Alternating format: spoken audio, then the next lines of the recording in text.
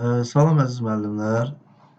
28 sentyabr məktəbəqədər təhsil müəssisələrinə, müdir vəzifəsinə qəbul imtahanında düşmüş bu sualın izahını verməyə çalışacağım. Əgər indi mən sualı dəqiq bilmirəm, müəllimlərdən eşitdiyim, aldığım informasiyalara görə sualı bu cür tərtib eləmişəm. Deyir ki, Türkiyədən saat 12:30-da yola düşmüş təyyarə 2 saat yarım yol gedir. Türkiyədən 12:30-da yola düşür və 2 saat yarım yol gedir. Bu təyyarə Bakıya hansı saatda eniş edər? Türkiyə saatı Qrinviçdən 3 saat, yəni Qrinviç belə deyək də, UTK plus 3 standartı ilə gedir Türkiyənin saatı. Azərbaycanın saatı isə UTK 4 standartı ilə hesablanır. Yəni bu UTK beynəlxalq əlaqələndirilmiş koordinat mənasına gəlir. Universal time koordinat sözlərinin baş hərfidir.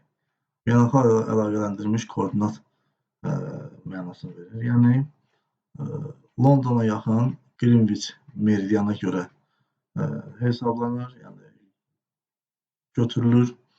Bu bir standartdır və bütün dünya ölkələrinin saat qurşaqları bu standarta əsasən hesablanır. Türkiyənin saatı UTK 3, yəni o deməkdir ki, Türkiyə Qrinviçdən 3 saat qabağıdır, biz isə 4 saat qabağıyıq.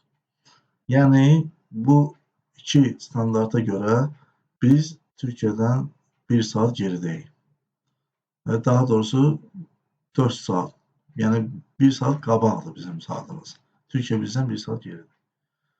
İndi 12:30 Türkiyədədirsə, o demək ki, bizdə 11:30-dur. Və saat 2 saat yarım yox. Burada sualda 2 saat 35 dəqiqə, mən burada 2 saat yarım yazmışam. 2 saat 35 dəqiqə yol gəlir, deyir. Sualda bir balaca səhv yazmışam, 2 saat yarım yox. 2 saat 35 dəqiqə yol gəlir. Yəni Türkiyə, əgər sual həqiqətən bu ardıcıllıqla verilirsə, Türkiyədən bu saatda yola düşür. Yəni başqa cümlə yoxsa orada, Bakı saatı falan belə bir ad çəkilmirsə, o deməkdir ki, Türkiyə saatı ilə 12:30-da yola düşür. Yəni bizim saatla 11:30 edir. İndi bunu elə Türkiyə saatı ilə hesablayaq. 12:30-da yola düşən təyyarə Türkiyə saatı ilə 2 saat yarım yol gəlirsə, yəni o deməkdir ki, bu gedir olur 15:05. Yəni Türkiyədə 15:05 Türkiyə saatı ilə 15:05-də eniş edir.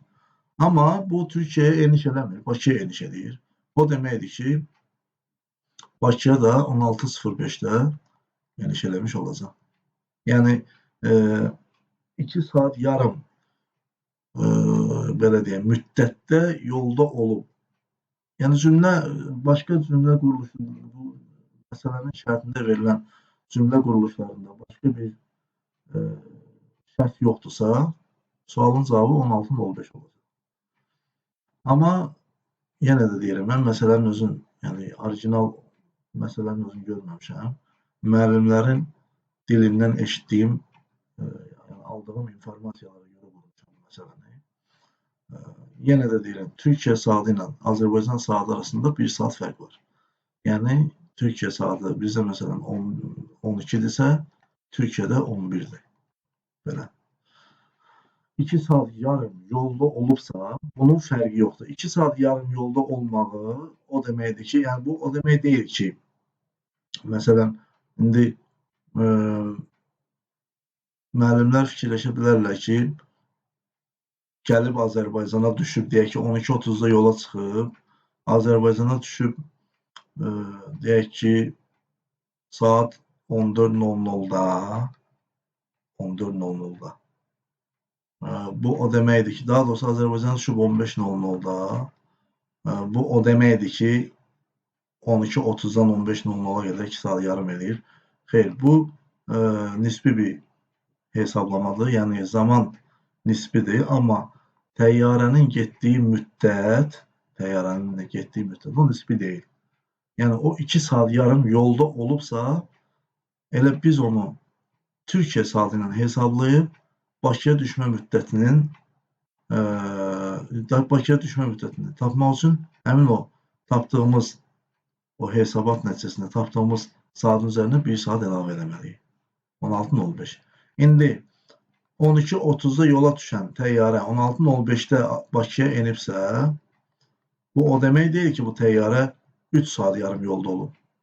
Yenə də 2 saat yarım yolda olub. Amma yenə də deyirəm, yəni burada gəlib artıq Bakıya eniş edəndə saat fərqinə görə 16:05 oldu. Yəni 1 saat bizdə Greenwich'dən hesablayanda 3 saat Türkiyə qabaqdır, 4 saat biz qabağı.